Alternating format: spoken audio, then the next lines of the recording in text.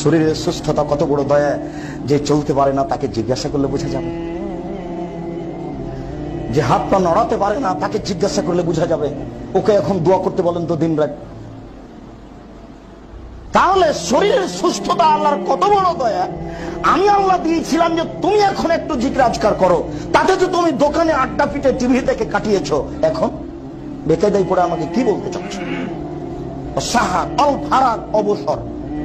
সকাল 10টায় দোকান খুলেছো, ব্যবসাখানা রাত 10টায় বন্ধ করেছো। তো এই যে রাত 10টা থেকে নিয়ে আবার সকাল 10টা পর্যন্ত তুমি অবসর থাকলে, তাহলে কি তুমি সব সময় অশ্লীল কথা নিয়ে বা স্ত্রী নিয়ে আর টিভি নিয়ে বসে থাকবে? এই কি এর ফাঁকে কি তুমি আমার জন্য একটু সময় বের করবে না? মনে রেখো, আমার জন্য একটু সময় বের যদি না করো, তাহলে আমলাও ইয়াদাকা কেনান, আমি আমলাও ইয়াদাকা শুনলাম, তোমার হাতকে আমি ব্যস্ততা দিয়ে পূর্ণ করে দেবো।